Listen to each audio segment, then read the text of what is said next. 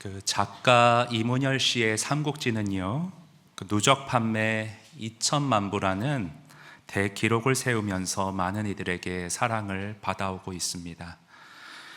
책 서문에서, 그 이문열의 삼국지 책 서문에서 작가가 이런 말을 한 것이 제 기억에 남아 있습니다. 삼국지에는 용기와 포부를 길러주고 지혜와 사려를 깊게 하는 어떤 것들이 그 안에 담겨져 있다. 많은 이들이 삼국지의 이 풍성한 과일을 누릴 수 있게 되기를 바란다. 저는 문득 이번 고난주간을 맞이하면서 이 문구가 떠오르면서 그런 생각이 들었습니다. 나는 과연 예수님이 가르쳐 주시고 교훈하신 말씀의 그 풍성한 과일을 제대로 맺어가며 살고 있는가? 여러분, 보통 고난주간에는 예수님의 여러 가르침 중에도 특별히 십자가를 지시기 전 한 주 동안 하는 일을 살펴보는 것이 보통인데요, 이 마지막을 앞두시고 예수님이 제자들에게, 또 오늘날 우리에게, 저와 여러분에게 꼭 전달하고 싶으셨던 그 마지막 메시지는, 교훈은 무엇이었을까? 나는 그것을 정말 유언과 같이 붙들고 삶 속에서 열매 맺으려고 노력하며 살고 있는가? 이러한 질문과 점검 가운데 저와 여러분이 이번 고난주간을 정말 의미 있게 보낼 수 있게 되기를 바랍니다. 오늘 본문의 모든 가르침을 다 살펴볼 수는 없지만 대표적으로 월요일 날 처음 하셨던 일, 그것은 무엇인가? 무화과나무를 저주하시고요, 성전에서 장사하는 이들을 쫓아내시며 성전을 정화시킨 사건이 오늘 월요일 날 하신 행적으로 본문에 나와 있습니다. 그런데 유명한 것에 비해 이 본문의 의미를 정확하게 아는 이들이 많지 않아요.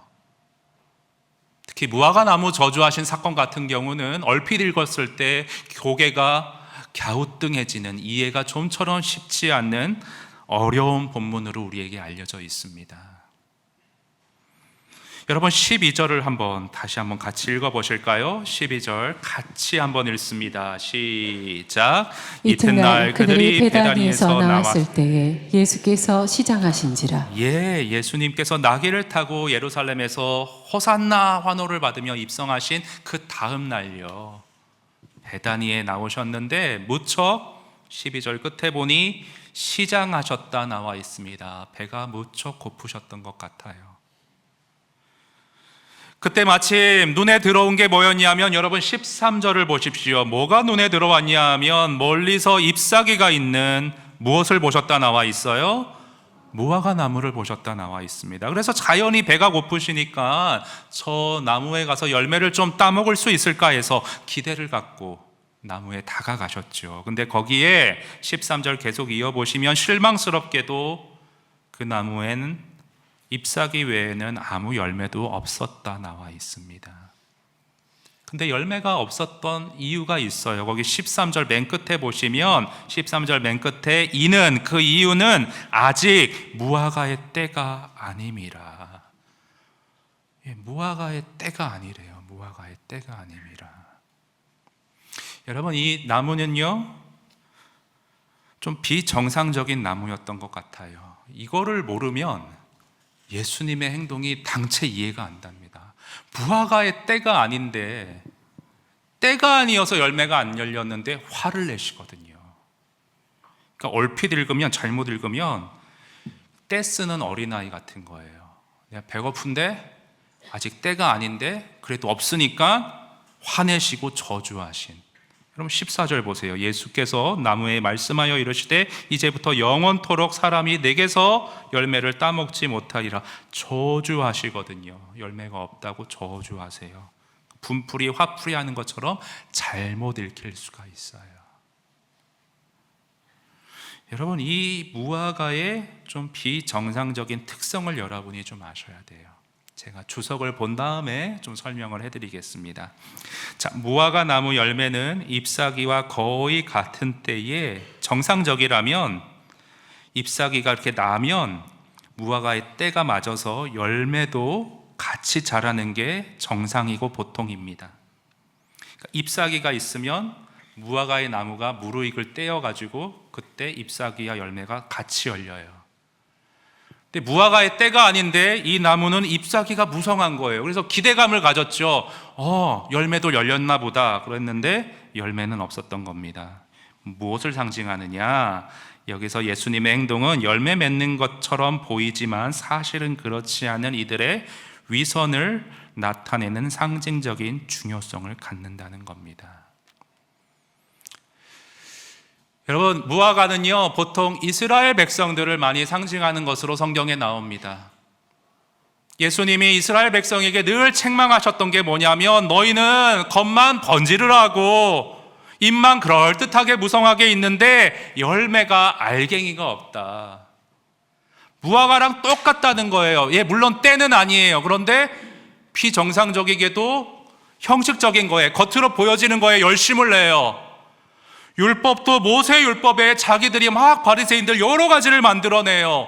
신령하게 보이는 척해요. 입이 무성해요. 그런데 정작 그 안에는 사랑이 없고 자비가 없고 예수님 닮은 모습이 없었음을 지독하게 책망하셨습니다. 그래서 이런 표현이 있죠. 너희는 회칠한 무덤 같다. 무슨 말이에요? 페인트를 무덤 겉에 아주 멋있게 이쁘게 칠해놨는데 그 속은 송장이 썩고 있다는 거죠. 무화과 나무를 그들을 빗대어 저주하셨던 겁니다. 제자들아, 너희도 저렇게 될까 두렵다.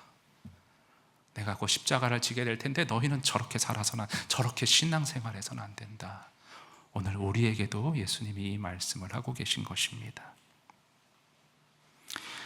여러분, 예수님이 평소에 자주 지적하셨던 이스라엘 백성들의 문제 조금 더 자세히 볼까요? 주석을 보시면 하나님이 율법과 땅을 선물로 주셨고, 다른 이방인에게는 율법도 안 주시고 약속된 땅도 안 주셨는데 이스라엘에게는 주셨어요. 그리고 예수 안에 지금 임재해 계신 성육신에서 그들 곁에 오셨죠. 그런데 이스라엘 백성들과 지도자들은 하나님이 바라시는 정의와 자비를 전혀 보이지 못하고 있었다고 합니다. 안타깝죠. 근데 여러분, 문제는 이스라엘 백성들이 아니라 오늘 나는 어떤가 하는 것이에요. 은혜로 구원하여 주셨어요. 기록된 말씀을 주셨어요. 성령 하나님을 나에게 보내주셨어요. 그런데 거기에 상응하는 열매를 저와 여러분은 과연 맺고 있는가 점검해 보셔야 돼요. 이스라엘의 문제가 아니라 내가 문제.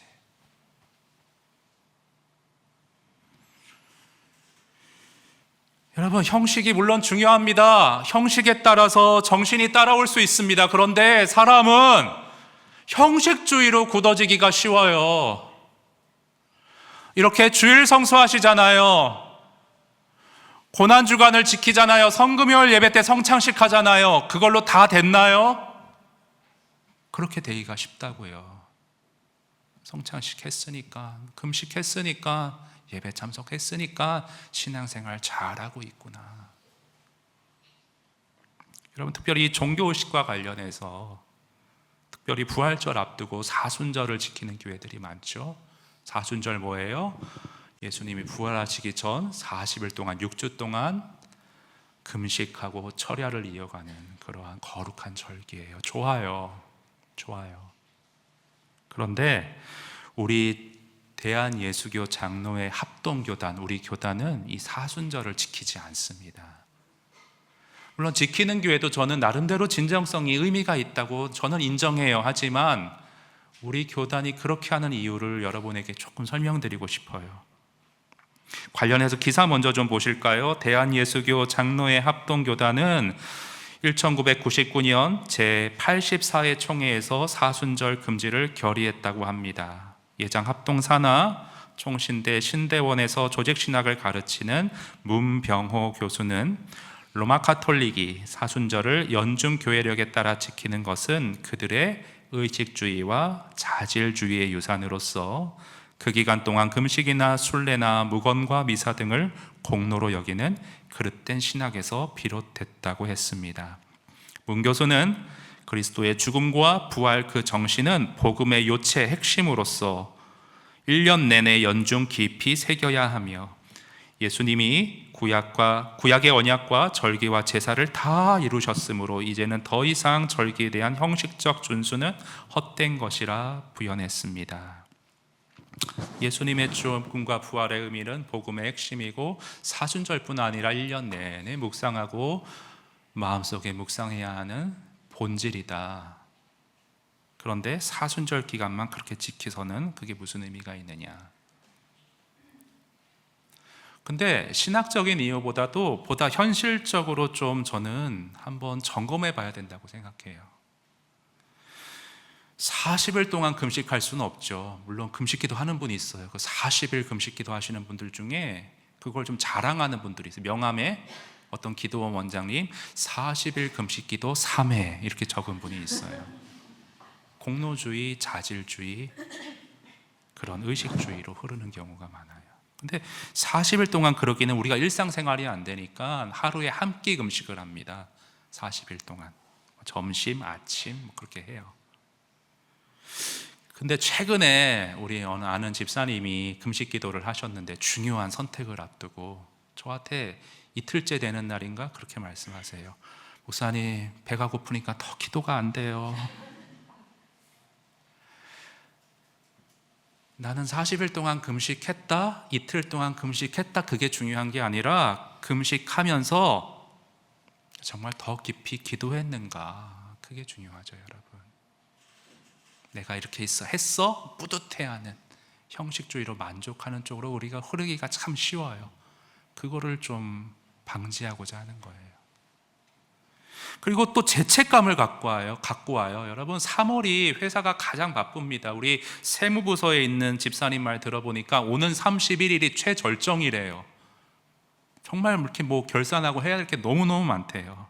제가 어느 순장님에게 주중에 카톡을 보냈는데 답문을 못 하세요. 보통 그 카톡에 일자 없어지면 읽었다는 표시잖아요. 이틀 3일이 돼도 답문이 없으세요. 아, 정말 정신없이 바쁜. 저도 그런 적이 있거든요. 읽었는데 뭐 읽다는 거 보면 잊어버리는 거예요. 그렇게 살고 계시구나. 근데 여러분, 이렇게 바쁜 주간에 금식하고 처리하고 정상적 생활에 지장을 초래할 수밖에 없죠. 그래서 못 지켜요. 양심이 괴로운 거예요. 죄책감을 가져옵니다. 이렇게 안 하겠다는 거예요. 마지막 또 한 가지 측면을 좀 살펴보겠습니다. 저는 홀어머니를 모시고 있는데 늘 그런 생각을 해요. 아, 이번 연도가 마지막일 수 있다. 불효의 마음이 아니라 모르니까 아버지의 죽음을 준비 못해서 너무 갑자기 떠나보내서 언제나 마지막인 것처럼 선물과 같은 시간으로 식사하고 연극도 봤어요. 생전 처음으로 노인의 꿈이라는 연극이 있는데 여러분, 영화와 다르게 연극표가 비쌉니다. 5만 원, 7만 원 해요. 마지막으로 한 번 본다는, 평생에 한 번 본다는 마음으로 같이 봤습니다. 근데 작년인가요? 부활주일이 4월 20일이었어요. 4월 20일. 근데 여러분, 4월에 벚꽃이 한참 피잖아요. 근데 저도 뭔가 찝찝한 거예요. 그렇게 자라왔기 때문에.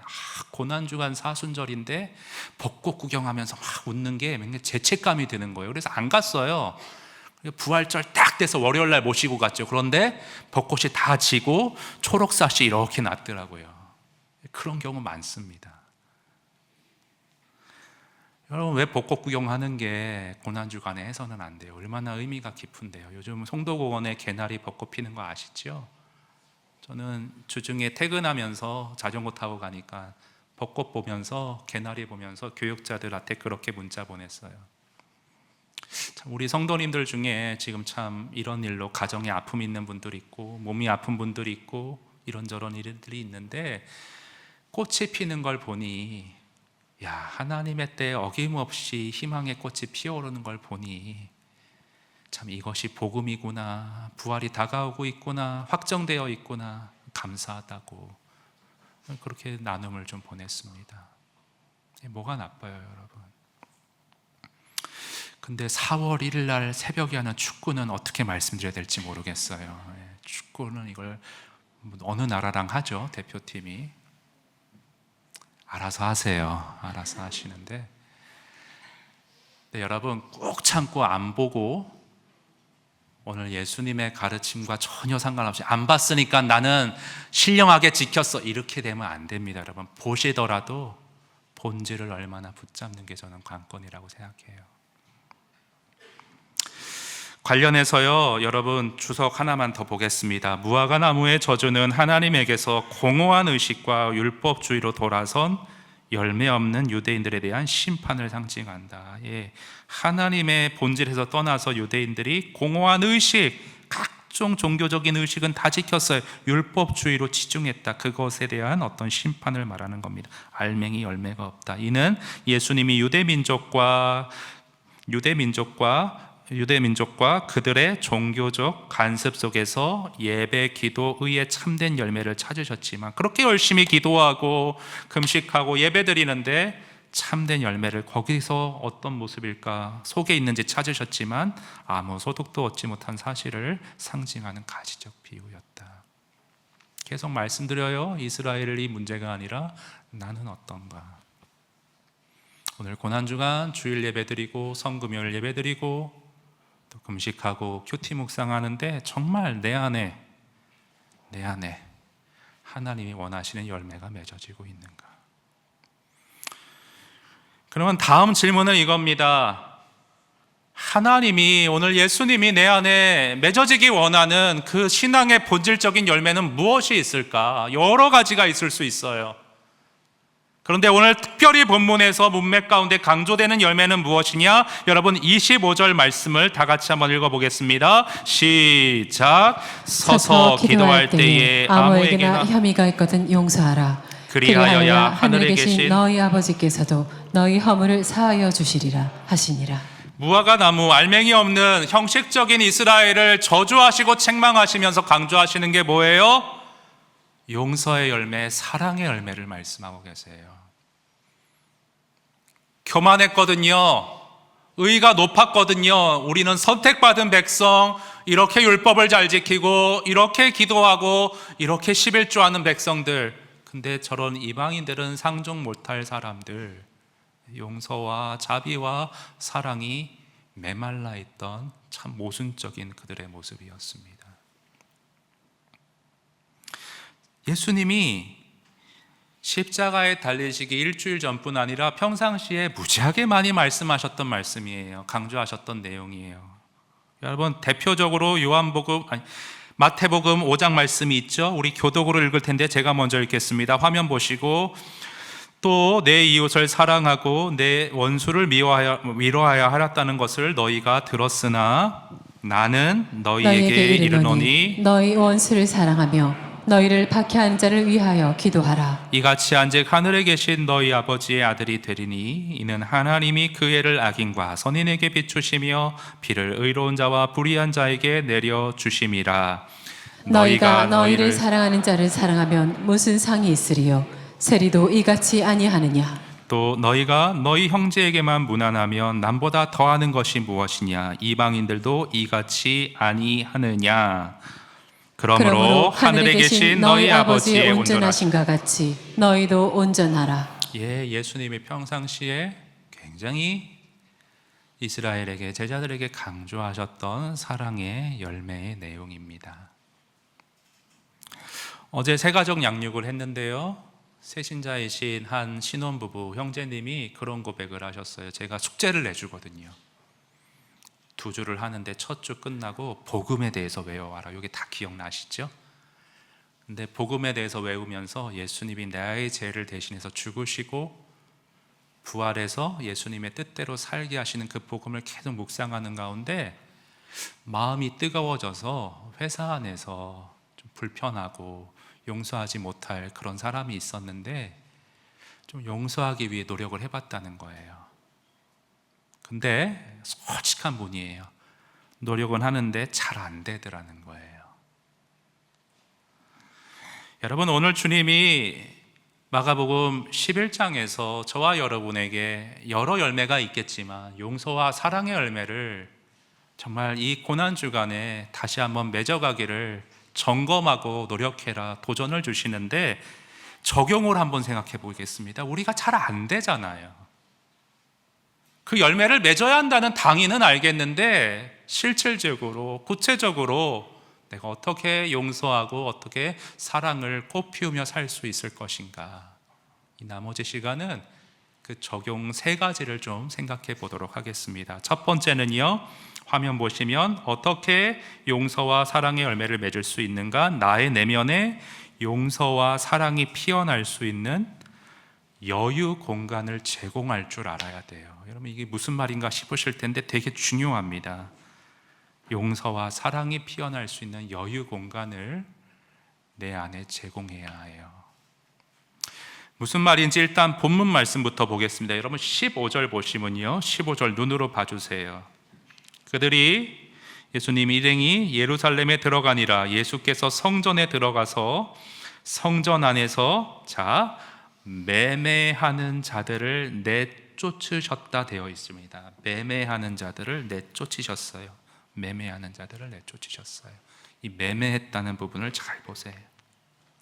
성전에서 매매가 활발히 이루어진 것 같아요.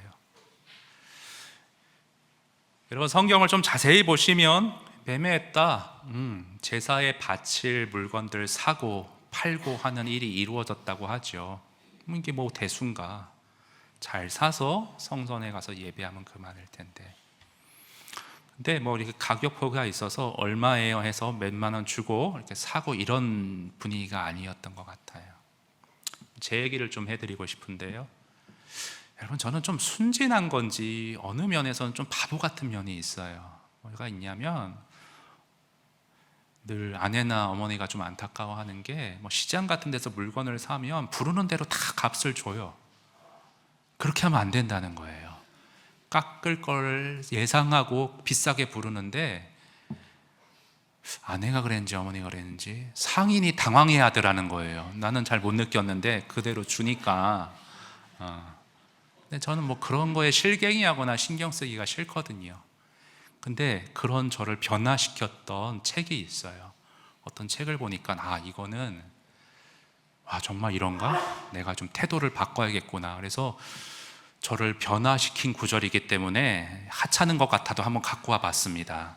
발리로 여행을 간 분의 얘기인데요, 택시를 타서 택시 기사가 이 저자에게 물었어요. 어디 가세요? 까무잡잡한 얼굴에 무뚝뚝한 표정의 기사가 물었다. 친절함이라곤 조금도 찾아볼 수 없었다.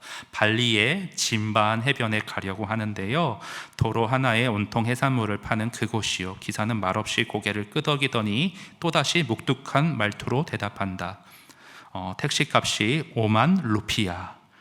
당연히 말도 안 되는 가격이었다. 하지만 관광지의 관습이기도 했다. 나 역시 관습에 따라 당연하다는 듯 가격을 흥정하기 시작했다. 너무 비싸요. 2만 루피아로 하죠. 그리고 나서 뒤에 보면 고개를 끄덕이고 기사가 갔다는 거예요. 반도 더 부른 거 아니에요, 그렇죠? 이거는 안 되겠다. 내가 너무 바보같이 살아왔구나. 일반 시장에서 이렇게까지 안 하겠지만 이게 세상이구나. 성전 안에서 매매하는 자들도 비슷했을 거예요. 다 돈에 혈안이 돼 있잖아요. 뭐 믿는 자건 안 믿는 자건 상관없이 어떻게든 깎으려고, 어떻게든 손해 안 보려고, 어떻게든 이득을 더 취하려고 지금 거룩한 마음으로 하나님 앞에 나가 기도하고 예배드리러 왔는데, 그런 것보다는 1,000원 더 깎으려고 아마 무지하게 실갱이를 하는 분위기였던 것 같습니다. 여러분, 나의 신앙생활을 돌아보세요. 고난주간은 물론이고 평상시에도 내가 정말 누군가를 용서하고 있나? 더 섬기고 있나?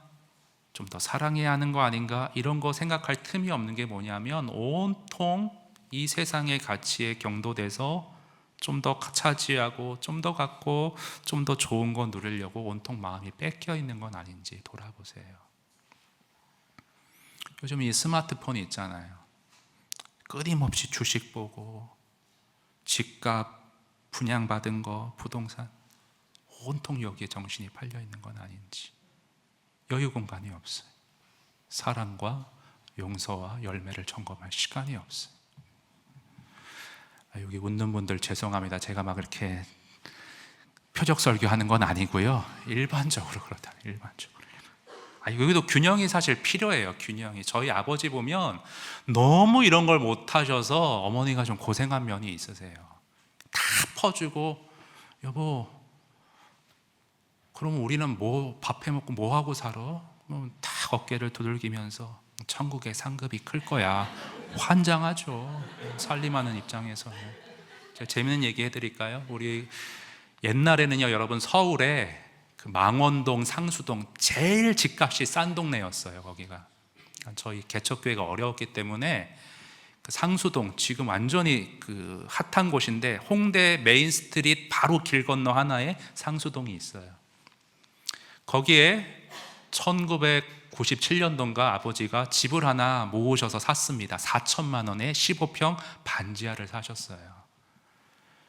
근데 2004년인가 그거를 팔고 선교를 가셨어요. 근데 어머니가 반대하셨어요. 이거 남겨놔야 된다. 선교하고 돌아올 때 뭐가 있어야지. 근데 아버지 팔고 다 선교에 올인하셨죠. 근데 4천만 원에 샀잖아요. 지금 얼마인 줄 아세요? 5억 3천. 엄마가 야, 그거 있었으면. 그래서 적절한 균형이 필요한 것 같아요. 너무 모르고 너무 터부시해도 안 되지만 균형. 너무 올인하고 온통 관심이 거기에만 매몰돼 있어서도 안 된다고 생각합니다. 일상생활에서 신앙의 본질적인 하나님이 지금 나에게 원하시는, 내 안에 꽃 피우기 원하시는, 특별히 더 사랑하고 섬기고 용서해야 될 부분이 무엇인지 진지하게 돌아보는 그러한 시간과 여유가 내 안에 꼭 일상에 있어야 된다고 저는 오늘 본문을 묵상합니다. 저는 현대인의 병이 가만히 멍하니 앉아서 여유 있게 나를 돌아보거나 묵상할 시간이 의외로 너무 없다는 거예요. 이 스마트폰이요, 정말 양날의 검이에요. 옛날에는 직장에서 하루 종일 시달리고 와서 씻고 잠들기 전에 좀 생각할 수 있었잖아요. 누워서. 그렇죠? 물론 텔레비전도 있었지만 그래도 잠자리에 누워서까지 뭐 텔레비 틀지는 않았을 거 아니에요. 침대 앞에 있을지도 모르겠지만 생각하죠. 생각이 곧 기도잖아요. 근데 요즘은 누워서 잠들기 전까지 딱 봅니다. 근데 좋은 거 보는 게 뭐 말씀 보고 그럴 기력은 없어. 유튜브 뭐 이런 거 저런 거 그래서 킬링 타임이라고 표현하더라고. 그냥 이렇게 보다가 잠드는 거예요. 전혀 여유 공간이 없어요. 우리 송도에 여러분 송도 국제 도서관이 생긴 거 아시죠? 그렇죠? 근데 저는 딱 가보고 다시는 안 가요. 왜냐하면 어떤 집사님이 너무 좋다고 하셨는데 저는 제 개인 취향인데 좀 책이 빼곡하게 이렇게 한 곳에 실용적인 사람이라 있어야지 너무 듬성듬성 이쁘게만 지은 것 같아서 잘 안 가요. 근데 그게 얼마나 무지한 태도였는지 어느 책을 읽으면서 저의 자신의 무지함을 깨달았습니다. 여러분, 유럽의 어느 그런 도서관을 이렇게 찍은 그 책의 사진인데 한번 보여주시겠어요? 예, 이렇게 창밖에 이게 보일지 모르겠는데 풍경이 너무 멋진데 이렇게 어떤 저택같이 이렇게 도서관을 꾸며놓고 넘겨주세요. 송도 도서관도 저런 식으로 돼 있죠. 그렇죠? 책이 빼곡하게 있는 게 아니라 저렇게 인테리어에 층고가 높고 이쁘게 지어놨어요. 마지막 굉장히 이렇게 좀 채광이 좋고 뭔가 카페같이 이렇게 꾸며놨습니다. 그러면서 이 책에서 이렇게 말하고 있어요. 유럽 도서관의 이런 텅 빈 공간은 아무 기능도 할 것 같지 않은 잉여 공간에서 절로 점유되는 이런 여유로움은 빼곡히 책으로 둘러싸인 일반 도서관에서는 결코 맛볼 수 없는 진풍경이다. 이는 이렇게 하는 이유는 바쁜 현대인에게 멈추어서 아무것도 하지 않는 멍때림을 의도적으로 기획해 놓은 계산된 낭비 공간이라는 거예요. 하나 글 더 볼까요? 건축 전문가 유현준 교수님 글입니다. 미국 미네소타 대학 경영학과 조윤 메이어스 레비 교수는 2.4m, 2.7m, 3m의 천장이 있는 공간에서 각각 시험을 치르게 했는데 가장 높은 3m 천장고의 시험을 한 학생이 낮은 천장고의 학생보다 창의성 문제를 2배나 더 많이 풀었다는 결과로 높은 천장이 그 공간이 창의력을 향상시킨다는 실험 결과를 발표했다. 우리 키보다 위로 기능 없이 비어있는 공간이 우리에게 생각할 여유를 주기 때문이라고 보았다. 멍하니 여유 있게 아무것도 하지 않고 나를 좀 점검하고 돌아보는 그런 여유 공간 시간이 영적으로도 꼭 필요하다는 진리를 저는 이번에 좀 묵상하게 되었습니다. 왜 매매하는 사람들을 다 내쫓으셨을까? 본질적인 정말 중요한 것을 가만히 묵상할 그러한 기도의 집인데 장사의 집으로, 매매의 집으로 뒤바꿀 수 없다는 거예요. 근데 나의 마음이, 바울은 우리 몸이 거룩한 성전이라 했는데 뭐로 둘러싸여 있는지, 열매의 본질을 점검할 여유는 있는지 한번 여러분의 일상을 점검해 보시기 바랍니다.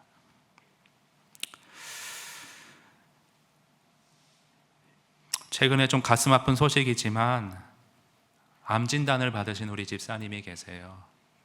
이분은 정말 치열하게 살아오셨어요. 바쁘게 살아오셨어요. 나이가 이제 70이 다 돼가는데 은퇴하시고도 새로운 일을 찾으셔서 부산 분이신데 인천공항에 새로 취직하셔가지고 가족과 떨어져서 정말 너무 열심히 살아오셨습니다. 그런데 암 진단을 받으신 거죠. 지난 화요일 날 통화했는데 전이는 다행히 되지 않았고 4월에 수술일자를 잡으셨습니다. 그런데 저한테 이제는 일을 많이 내려놨다는 거예요. 정말 건강이 중요한 걸 알았고 다른 사람한테 일을 다 줬다는 거예요. 좀 쉬엄쉬엄 한다는 거예요. 그리고 정말 중요한 말, 여유를 가지니 나에게 남아있는 시간이 얼마나 소중하고 신앙인답게 다른 사람을 더 사랑하고 섬겨야겠다는 마음이 하나님 주신다는 겁니다. 어제 저한테 문자가 오셨는데 한번 문자 내용 제가 좀 공유드립니다. 목사님, 바쁘신 가운데도 제 건강을 염려해 주시고 수술 날짜까지 기억해 주시고 기도해 주심에 진심으로 감사드립니다. 인천에 혼자 있으니 집사람이 먹는 게 부실하다고 내려와서 며칠간 쉬라고 해서 부산에 지금 가고 있습니다. 이번 주일 예배 보고 목사님 만나뵐까 했는데 아쉽게 되어 미안합니다. 하나님께서 이번 암을 통해 저를 연단하시고 더 성숙하게 만들고 치유하시고 기쁨과 평안을 주시려고 하는 것 같아 주님께 감사드립니다. 이젠 하던 일을 적게 하고 사람에게 보다 친절하고 사람을 사랑하는 마음으로 귀하게 대하며 봉사하는 자세로 살아야겠다는 생각입니다. 지금 달리는 고속버스 차창 밖 남쪽은 보리도 푸르게 올라오고 진달래, 개나리, 벚꽃 등 이름 모를 꽃도 이쁘게 피었네요.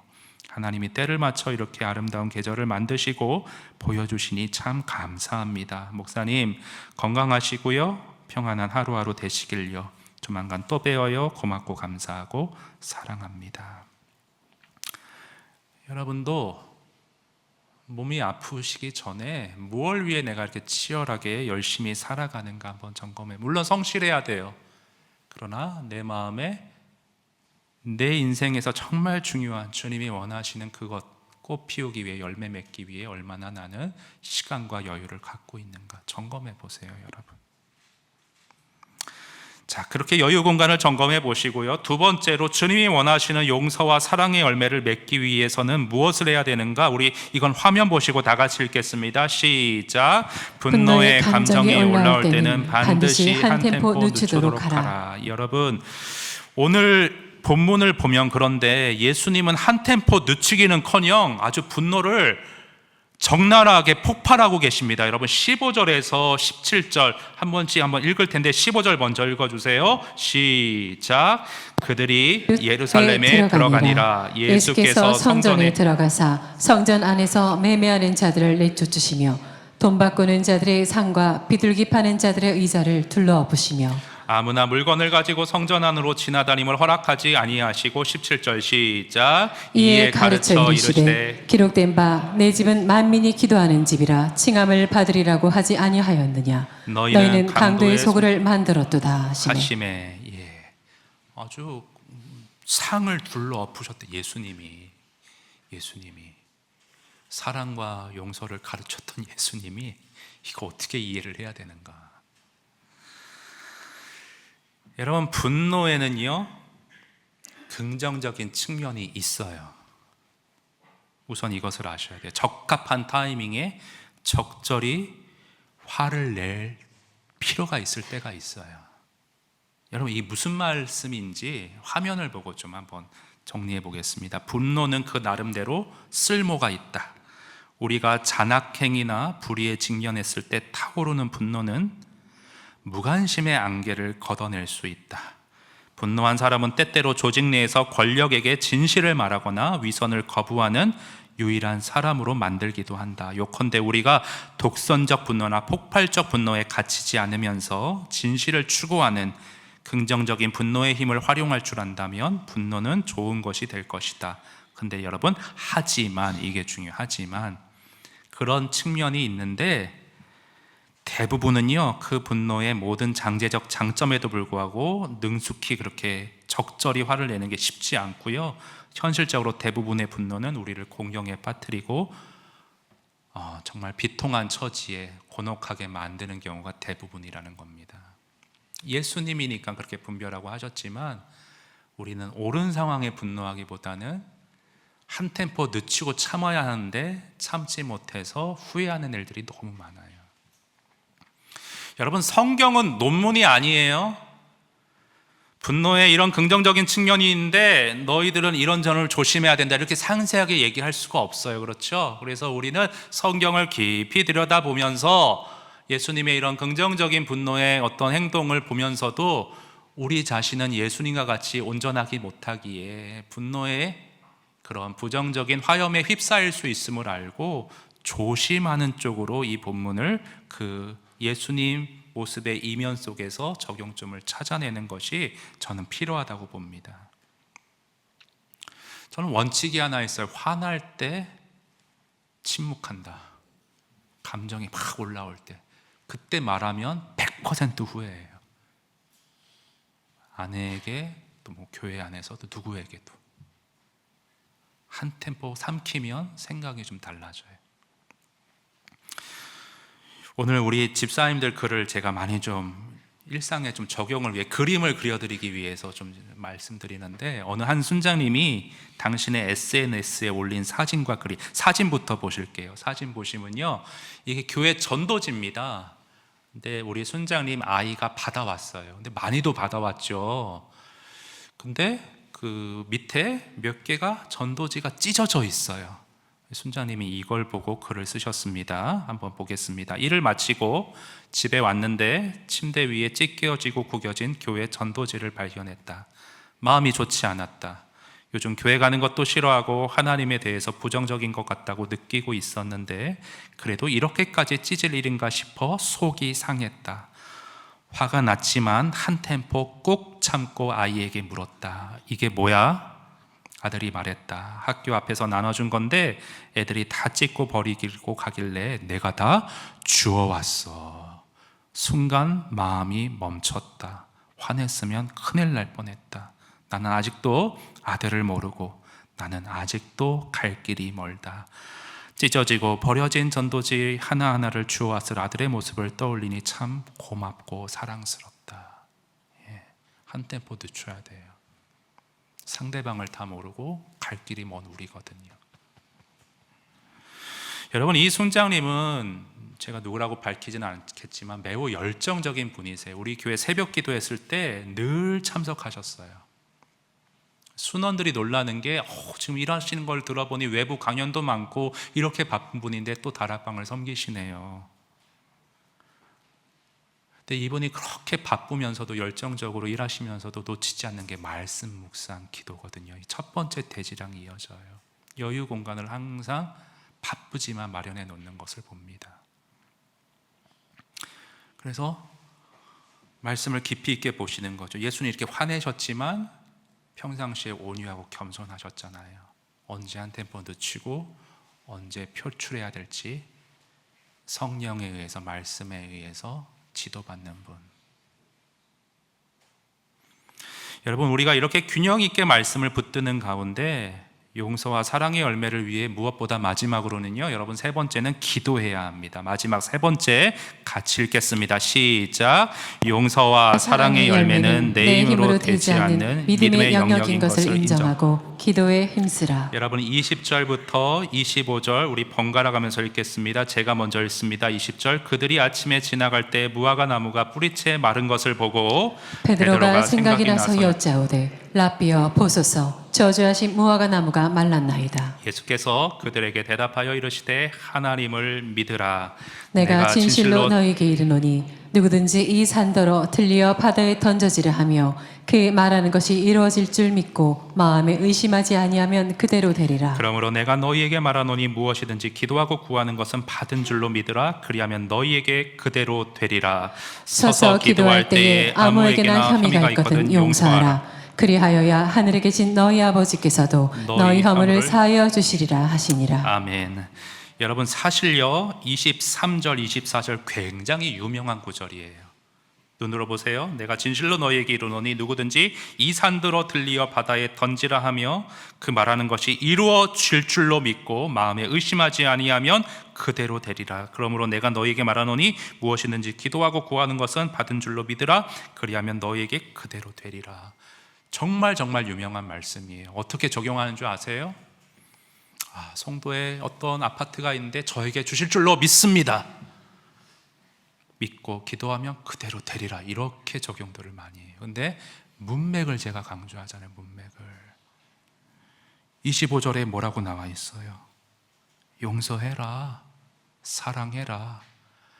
니들 힘으로 안 될 텐데, 용서 못할 텐데, 사랑하지 못할 텐데 믿고 기도하면 내가 도와주고 그대로 이루리라. 할렐루야. 기도해야 돼요. 여러분 필요를 위해서도 기도하지만 하나님이 여러분에게 간절히 원하시는 것, 십자가에 목숨을 버리면서까지 여러분을 구원하신 이유는 당신 닮은 삶을 미움과 다툼과 갈등의 소용돌이의 삶에서 벗어나 용서하고 사랑하고 품는 삶으로 여러분과 저를 구원하시려고, 그런 내 은혜를 붙잡고 기도하라고 오늘 말씀해 주고 계십니다. 사랑하는 여러분, 고난주간이 시작됐습니다. 예수님은 아까 찬양했듯이 벌레와 같은 저와 여러분을 위해 대신 목숨을 내어주시고 용서하시고 우리를 구원하셨습니다. 그리고 그 예수님은 우리 역시도 아버지의 뜻대로 용서하며 사랑하며 진정한 자유 가운데 구원의 삶을 오늘 살아가기를 원하십니다. 여러분 지금 미워하는 사람이 있으십니까? 정말 나를 어렵게 하는 이가 있으십니까? 도저히 마음속에서 하나님의 뜻대로 기도할 수 없는 어떤 이가 있으십니까? 여러분 일상의 여유 공간을 점검하십시오. 매매하는 자들의 세상 세속적인 것들로 내 일상의 마음이 가득 채워져 있는 건 아닌가? 여유 가운데 돌아보시며 한 템포 늦추십시오. 사랑과 용서를 점검하십시오. 기도하십시오. 반드시 주님이 자유를 주시고 구원의 복음의 참된 기쁨을 여러분에게 경험케 하실 것입니다.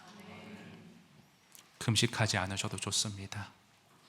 일주일 내내 철야하지 않으셔도 좋습니다.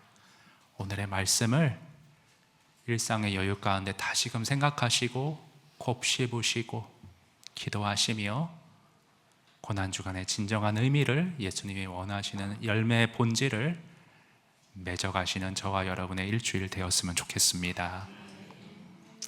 우리 기도하는 마음으로 좀 찬양했으면 좋겠는데요. 주님, 세속적인 걸로 가득 채워져 있는데 주님 곁으로 저를 이끌어 주옵소서. 주님의 사랑으로 채워주소서. 기도합니다. 기도할 때 언제나 나를 바라보시고 나에게 귀 기울이시는 주님, 주만 바라보고 기도하며 구하오니 사랑과 용서의 자유함과 꽃을 내 삶에 피워 주시옵소서. 우리 기도하는 마음으로 이 찬양 주님 앞에 한번 올려드리겠습니다. 주님 주께 가까이 날 이끄소서. 주께 가까이 날 이끄소서. 간절히 주님만을 원합니다. 채워주소서. 주의 사랑을 진정한 찬양 드릴 수 있도록 주께 가까이 날 이끄소서. 주께 가까이 날 이끄소서. 날 이끄소서. 간절히 주님만을 원합니다. 채워주소서. 채워주소서. 주의 사랑을 주의 사랑을 진정한 찬양 드릴 수 있도록 목마른 나의 영혼 주를 부르니 나의 맘 만져 주소서.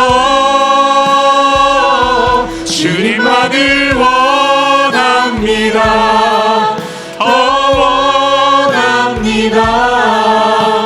나의 맘 만져 목마른 나의 영혼 주님을 부릅니다. 목마른 나의 영혼 주를 부르니 나의 맘 만져주세요. 나의 맘 만져 주소서. 주님만을 원합니다. 더 원합니다. 나의 맘 만져. 그렇게 기도할 때 하나님 사랑의 눈으로 하나님 사랑의 눈으로 너를 어느 때나 바라보시고 하나님 인자한기로서 하나님 인자한기로서 언제나 너에게 기울이시니 어둠에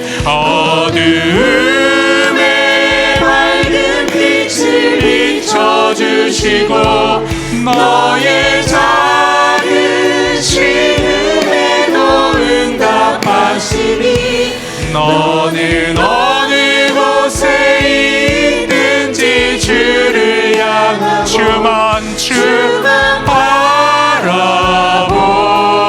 바라볼지라. 주만 바라볼지라. 여러분 이 시간 좀 기도하겠습니다. 주님을 온전히 바라보며 좀 기도하기 원합니다. 세상 것에 시선을 뺏기고 마음을 뺏기고 주님께 집중하지 못했던 나의 삶을 회개합니다. 하나님, 주님을 바라보는 나를 점검하는 여유 시간을 만들기 원합니다. 말씀의 균형 가운데 한 템포 늦추고 기도하며 용서와 사랑의 꽃을 피워가며 늘 미움 가운데 발목이 잡혀 힘들게 살아갔던 저 주님의 사랑 안에서 자유하기 원합니다. 진정한 주님이 고난 가운데 나에게 베푸셨던 그 자유와 구원과 사랑을 꽃 피우며 또 주변에 나타내며 이 고난 주간을 의미 있게 보내길 원합니다.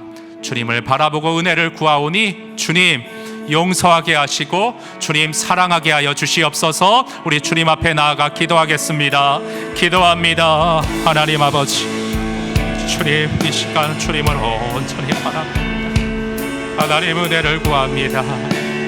고난 주간 주님이 십자가에 달리시고 그 많은 순환을 당하시며 저의 삶을 구원하셨는데 저는 여전히 세상 것에 매여서 미움에 사로잡혀서 하나님 열매 맺지 못하고 구원받은 자답게 살아가지 못했던 하나님 저의 못나고 비참한 모습을 주님 긍휼히 여겨주시옵소서. 우리 성도들 죄악된 세상 가운데 하나님 사랑하지 못하고 마음의 상처 가운데 미움의 마음과 감정을 어찌하지 못하고 괴롭게 마음치며 살아가는 이들을 하나님 긍휼히 여겨 주시옵소서. 오늘의 말씀으로 성령님 찾아가 주시고 하나님 저들이 스스로의 힘으로 되지 않아 주님 앞에 기도합니다. 주님 앞에 간절히 기도합니다. 하나님, 그러나 산을 옮기는 믿음으로 나는 할 수 없으나 하나님이 이루실 일을 믿고 하나님 용서하기 원합니다. 사랑할 수 있기를 원합니다. 주님 도와주시옵소서. 보혈의 능력이 하나님 나를 바꿀 줄로 믿습니다. 하나님, 이번 고난주간 정말 사랑과 용서의 열매를 맺기 위하여서 주님 앞에 간절히 기도하게 하시고 주님 앞에 기도하는 가운데 은혜와 자유함을 얻는 귀중한 일주일이 될 수 있도록 하나님 도와주시옵소서. 우리 성도들 안에 사랑의 열매를 가득가득 맺어 주시옵소서. 자유케 하여 주시옵소서. 저들 안에 은혜를 채워 주시옵소서. 사랑을 채워 주시옵소서. 도와주시옵소서.